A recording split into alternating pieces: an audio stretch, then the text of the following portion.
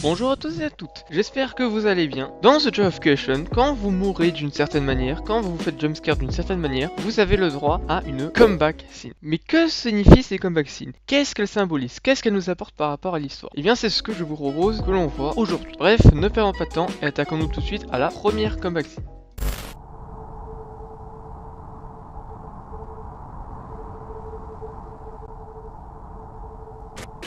Dans cette scène, nous nous retrouvons dans un lit au beau milieu d'une forêt. Nous avons le point de vue de Nick, et nous pouvons aussi voir très rapidement Golden Freddy. Mais comment nous sommes-nous retrouvés dans cette forêt? Pour l'instant, nous pouvons seulement dire qu'il s'agit d'hallucinations. Mais croyez-moi, une fois qu'on aura vu les autres scènes, on pourra en savoir plus sur cette dernière. Bref, je vous propose que l'on passe à la deuxième scène.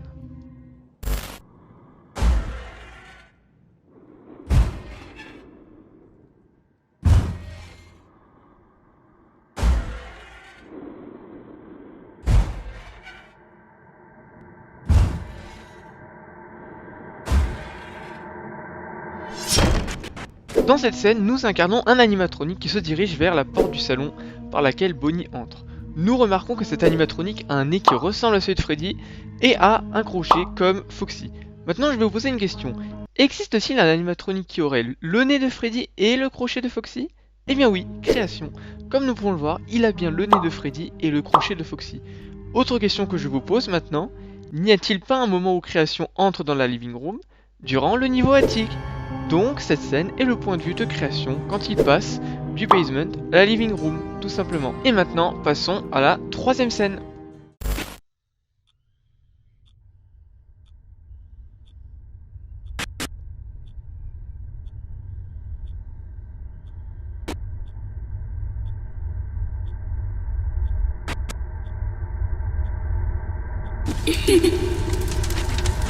Dans cette scène, nous avons une horloge. On remarque qu'elle commence à minuit et quand elle atteint 6h du matin, elle retourne à son point de départ. Mais dès que le feu apparaît, alors elle se met à tourner à l'infini. Ainsi, on pourrait penser que la nuit ne s'arrête que quand il y a le feu. Tiens, c'est marrant, ça nous fait pas penser à un niveau ça? Et oui, le niveau attique. Dans ce niveau, la nuit se finit uniquement quand la maison est brûlée. Cette comeback scene est alors une référence au niveau attique. Mais qu'est-ce que cela signifie concrètement? Eh bien, il y a un détail qui m'a toujours interpellé. Pourquoi Michael n'a pas tué directement Scott et l'a à la place assommé pour le tuer par le feu? Pourquoi a-t-il voulu absolument tuer Scott par le feu? Eh bien pour moi la réponse serait que Scott ne peut mourir que par le feu et que s'il meurt autrement, il ressuscite en recommençant la nuit à minuit. Cette explication me paraît cohérente. De plus, cela expliquerait que Scott s'est enregistré lui-même dans le niveau Office. Avant de mourir, il a fait un enregistrement pour que, dès qu'il ressuscite, il se souvienne des caractéristiques des monstres et puisse finir la nuit. Et maintenant, je vous propose que l'on passe à la scène suivante.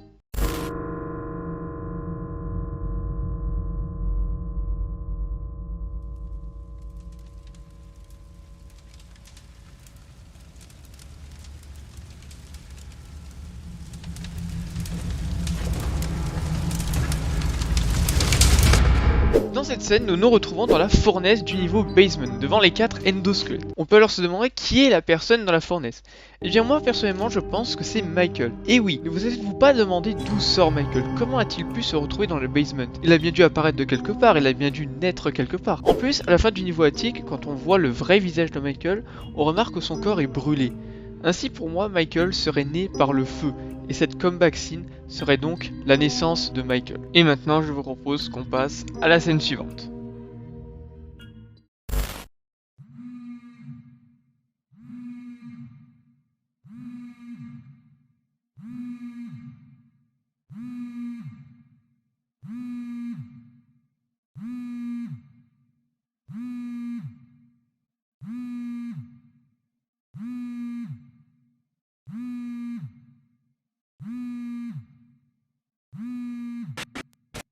Dans cette scène, nous voyons un téléphone qui sonne, un certain Tobias qui nous appelle, et il y a des traces de sang. Mais attendez, ce téléphone me dit quelque chose. Et oui, c'est le téléphone de Nick dans la toute première cutscene. Ainsi, cela voudrait dire que quand Nick serait retourné chez lui, il se serait fait tuer. Mais par qui?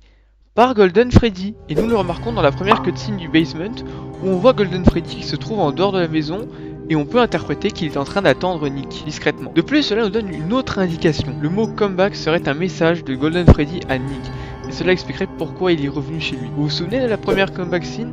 Eh bien moi je pense qu'il s'agit d'une hallucination que Golden Freddy a infligée à Nick pour que ce dernier ait un déclic et qu'il revienne chez lui. Donc si je résume, Nick se prend une hallucination de Golden Freddy qui fait qu'il voudra retourner chez lui pour connaître la vérité sur ce qui s'est vraiment passé quand il était enfant.